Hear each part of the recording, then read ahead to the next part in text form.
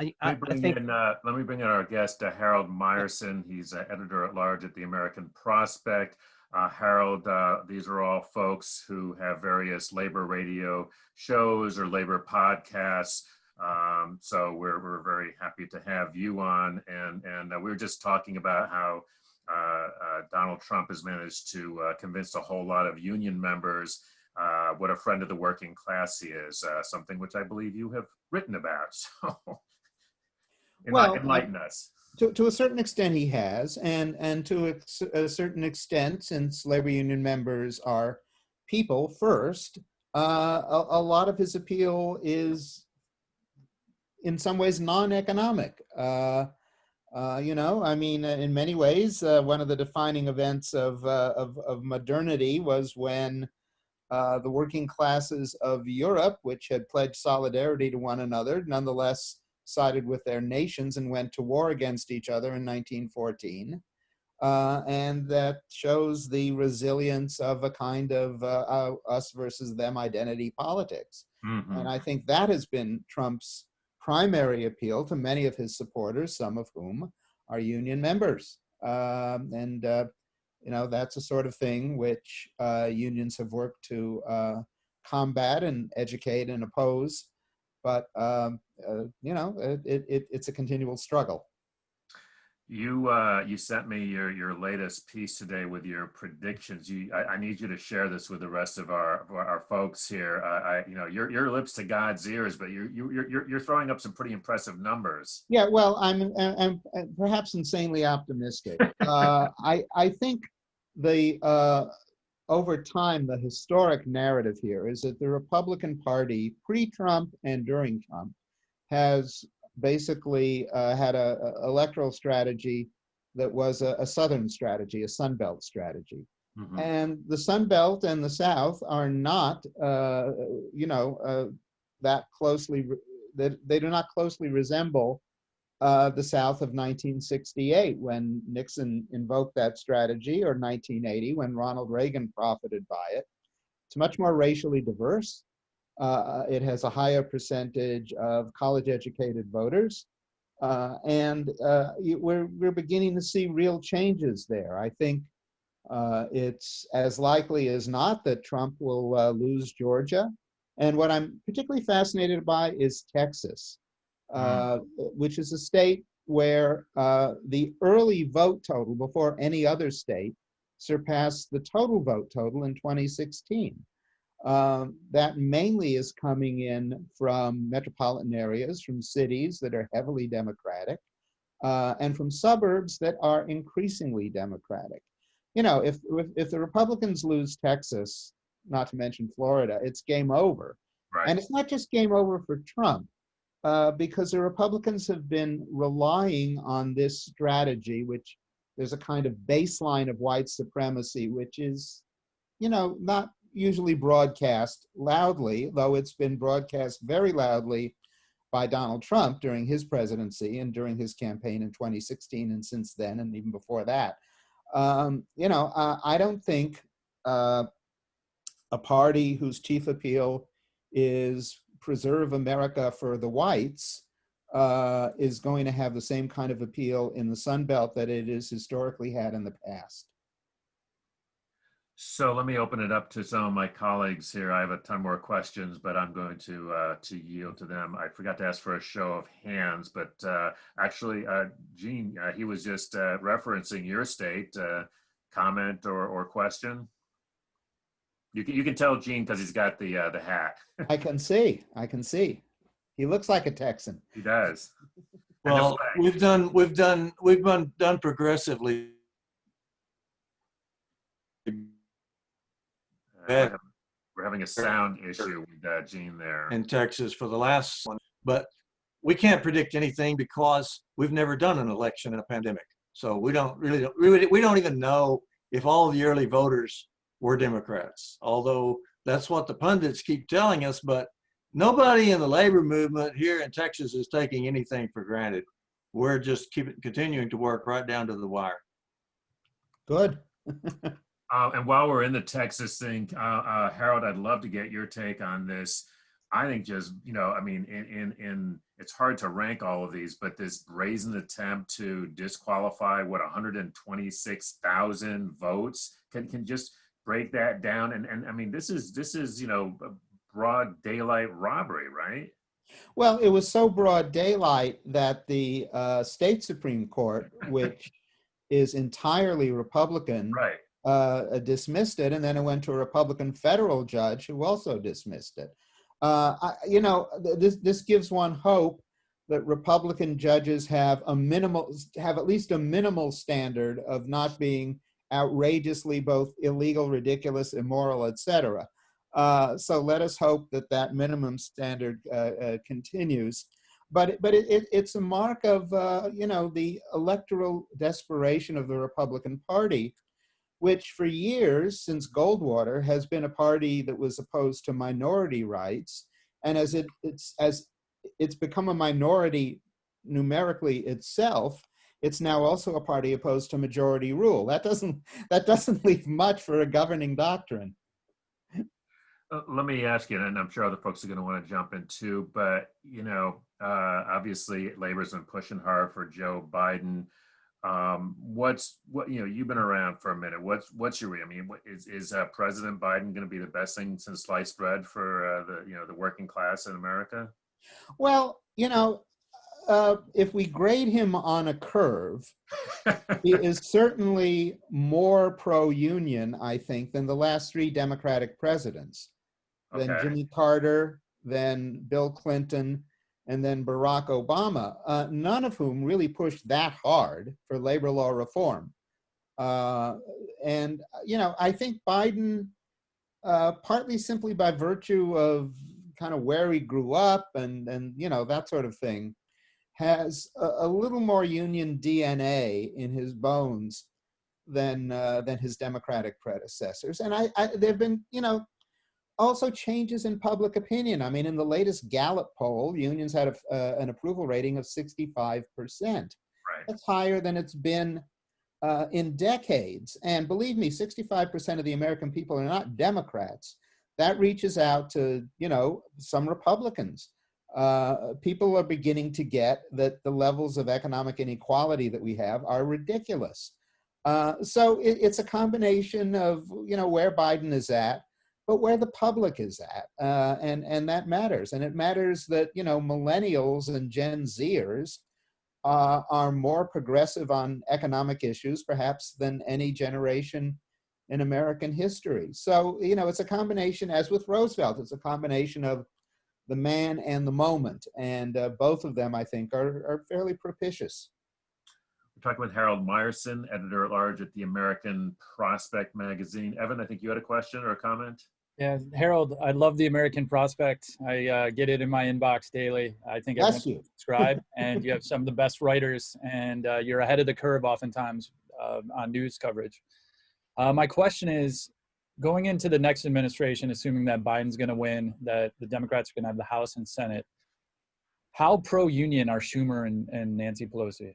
And how do you push them harder? Because even if you have Biden there, I think Schumer's a creature of Wall Street, and I think Nancy Pelosi is a creature of the Silicon Valley interests, the Paul Pelosi interests, also Wall Street interests. And I'm not really clear how favorable and supportive they are to labor.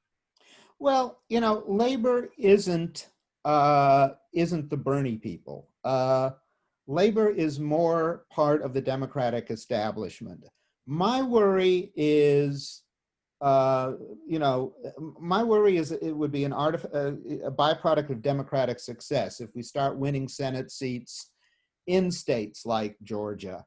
Can you count on those folks to back really ambitious labor law reform and that sort of thing? If you remember, earlier attempts at labor law reform in the Clinton administration and the Obama administration and the Carter administration all passed the House and never made it past the Senate, where there was the 60-vote threshold, because Southern Democrats who existed at that time in the Senate were opposed. I remember a retrospective discussion with Tom Donahue who had been the Secretary Treasurer of the AFL-CIO under Lane Kirkland, a better guy than Lane Kirkland, and I do not mean to damn him with faint praise by saying that. You know, we were talking about what could you do different, and he said, well, let's not make Arkansas a state, because the two Democratic senators from Arkansas in all three iterations of labor law reform efforts had all voted no. So first of all, you know, nothing's going to pass. It's any decent unless the Democrats get their act together to get rid of the filibuster, which is one more, you know, blockage point for any progressive legislation. Then, you know, between the Joe Manchins and whatever, it's going to be a push. But I don't think the main push will be against Schumer and Pelosi. I think the main push will be against, if they're Democratic senators like Joe Manchin, notwithstanding, you know, the heroic Union heritage of West Virginia, which unfortunately is not what West Virginia is today. So it's my 2 cents on that. Patrick? Hi, Harold. This is Patrick Dixon from Labour History Today. 12 years ago, supposing it plays out as you predicted, 12 years ago, the Democrats controlled each chamber and the presidency. And I remember many similar discussions about how irrelevant the Republican Party seemed to be. We know how the Republican Party responds to progressive legislation. They'll describe it as communism. They'll describe it as socialism. They'll say that we're going to Venezuela. And yet, as absurd as that seems to be, in 2010, that convinced some people, and it hamstrung the entire remaining 6 years of the Obama administration. Do you think the Democrats have learned lessons from them, and why should we be sort of confident that it would be different this time? I'm not saying we should be confident, but I do think it'll be different if they get rid of the filibuster. Because look, the Democrats are not going to have 60 senators, no matter how good the election turns out to be. You know, I mean, had there not been the 60 vote threshold in the Senate, this stuff would have, you know, labor law reform, the previous iterations of which are not as good as what the House under Pelosi has already passed in the PRO Act, and certainly not as good as Biden's labor platform, which has some things that go beyond the PRO Act, chiefly getting rid of Section 14B of the Taft-Hartley Act, which is right to work. You know, had there not been a 60 vote threshold in the Senate, stuff would have gone through then, which didn't. So I think that's one grounds for potential optimism if, and it's a very big if, the Democrats can get rid of the filibuster. The other issue is what I alluded to in the change in public opinion. You know, in 2009, people knew the economy was really screwed up, but the notion that it was sort of structurally screwed up wasn't that widely shared. Right now, particularly among young voters who have seen a recovery which largely left them behind after 2008, and then seen the dislocations of the pandemic and how that's intensified economic inequality.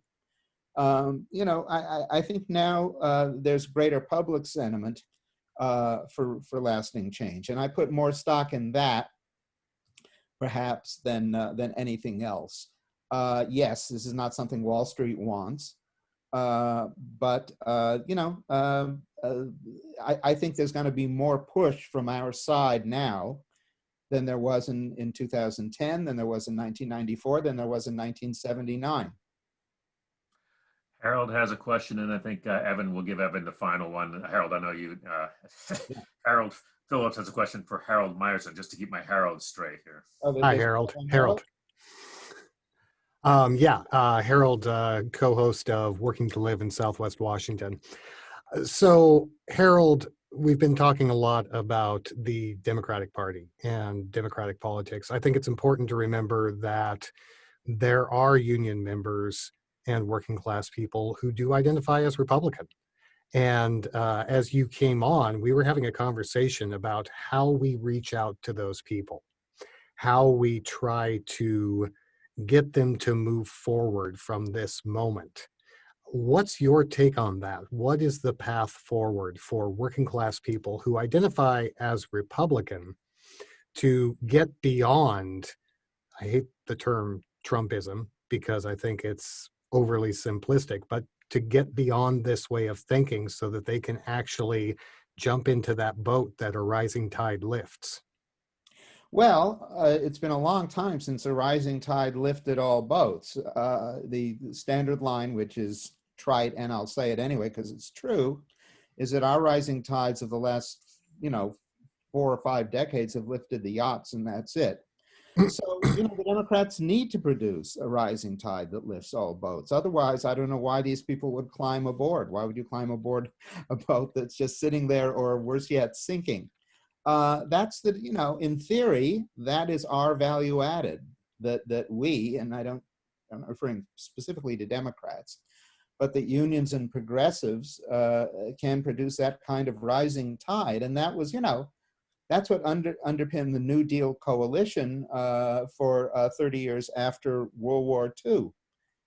Once that stopped in the mid-1970s, it began to fall apart. It partly began to fall apart because of issues of race and racism. But, really the failure of Democrats to address what used to be considered the party's base, which was working class America, has been going on for decades. And until, we prevail to get the Democrats to do that, you and people like you are going to be asking this question. I'm going to be asking this question.